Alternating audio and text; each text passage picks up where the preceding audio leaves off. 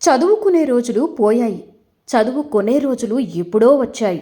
సౌకర్యాలు, ర్యాంకులు, అనుభవం కలిగిన అధ్యాపకులను సాకుగా చూపి ఇష్టానుసారంగా కాలేజీలు ఓపెన్ చేసేస్తున్నారు కార్పొరేట్ సంస్థలు. ఇందులో అడ్మిషన్ల పేరుతో లక్షల రూపాయలు ఫీజులు తీసుకుంటున్నాయి. తల్లిదండ్రులు కూడా కార్పొరేట్ కాలేజీలో చేర్పిస్తే తమ పిల్లల భవిష్యత్తు బాగుంటుందని భావిస్తున్నారు. ఇదే ఆరాటాన్ని కార్పొరేట్ విద్యాసంస్థలు తమకు పెట్టుబడిగా మార్చుకుంటూ విద్యా వ్యాపారాన్ని విస్తరిస్తున్నాయి. అందిన కాడికి దోచుకుంటున్నాయి. మరోవైపు ఫీజులు తీసుకుంటున్నాం కాబట్టి విద్యార్థుల సామర్థ్యానికి మించి చదువులపై ఒత్తిడి చేస్తున్నారు. తిట్టడం, కొట్టడం, అవమానించడం లాంటి ఘటనలు నిత్యకృత్యమయ్యాయి. ఇటు తల్లిదండ్రులకు ఏమీ చెప్పలేక, అటు చదవలేక విద్యార్థులు ఆత్మహత్య చేసుకుంటున్నారు. 10 రోజుల వ్యవధిలో 3 విద్యార్థులు బలవన్మరణానికి పాల్పడడం పరిస్థితి తీవ్రతకు అద్దం పడుతోంది. ఇక కట్టడి చేయవలసిన పాలకులు, అధికారులు చోద్యం చూస్తున్నారు. బీబీనగర్ మండలం పెదపలుగు తాండాకు చెందిన బాను తనుష నాయక్ తల్లిదండ్రులు నగరానికి వలస వచ్చారు. కుషాయిగూడలో నివాసముంటున్నారు.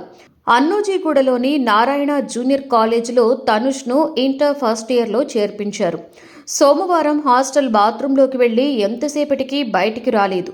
దీంతో విద్యార్థులు తలుపులు పగలగొట్టి లోనికి వెళ్లి చూడగా ఉరికి వేలాడుతూ కనిపించాడు. సిబ్బంది వెంటనే తనుష్ను ఆసుపత్రికి తరలించారు. పరిశీలించిన వైద్యులు అప్పటికే మృతి చెందినట్లుగా తెలిపారు. తనుష్ ఫిట్స్తో చనిపోయాడని యాజమాన్యం బుకాయిస్తోంది. ఒత్తిడి కారణంగానే ఆత్మహత్య చేసుకున్నాడని తల్లిదండ్రులు ఆరోపిస్తున్నారు. నిజామాబాద్ జిల్లా మోపాల్ మండలం చిన్నతాండాకు చెందిన ప్రజ్ఞారెడ్డి ప్రగతినగర్లోని ఎన్ఎస్ఆర్ ఇంపల్స్ ఐఐటి గర్ల్స్ క్యాంపస్లో ఎంపీసీ సెకండ్ ఇయర్ చదువుతోంది.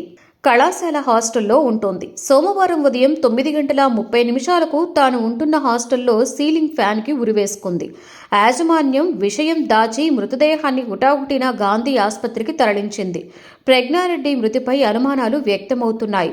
వేధింపుల కారణంగా ఆత్మహత్య చేసుకుందా లేక ఇతర కారణాలేమైనా ఉన్నాయా అన్న కోణంలో పోలీసులు దర్యాప్తు చేస్తున్నారు.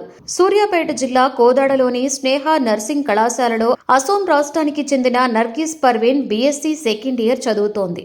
కాలేజీ ఫీజు చెల్లింపు ఆలస్యమైంది. దీంతో యాజమాన్యం విద్యార్థిపై ఫీజు కోసం ఒత్తిడి చేసింది. దీంతో కాలేజీ హాస్టల్లోని తన గదిలో శానిటైజర్ తాగింది. గమనించిన సహచర విద్యార్థులు సూర్యాపేట ఆసుపత్రికి తరలించగా కోలుకుంటోంది. ఇంటర్ కాలేజీల్లో విద్యార్థుల ఆత్మహత్యలపై మంత్రి కోమటిరెడ్డి సీరియస్ అయ్యారు. 10 రోజుల వ్యవధిలో 3 బలవన్మరణానికి పాల్పడడంపై ఆగ్రహాన్ని వ్యక్తం చేశారు. ర్యాంకుల పేరిట విద్యార్థులపై మానసిక ఒత్తిడి మానుకోవాలని కాలేజీల యాజమాన్యాలకు సూచించారు. విద్యార్థులు ఆత్మహత్యలు చేసుకున్నటువంటి కాలేజీల యాజమాన్యాలపై చర్యలు తీసుకుంటామని హెచ్చరించారు. విద్యార్థులు కూడా క్షణికావేశంలో ఆత్మహత్య చేసుకోవద్దని కోరారు. చావు సమస్యకు పరిష్కారం కాదు అన్నారు. అత్యవసరమైతే తన కార్యాలయం నెంబర్ 8688007954కి లేదా ఈమెయిల్కు తెలియజేయాలని సూచించారు.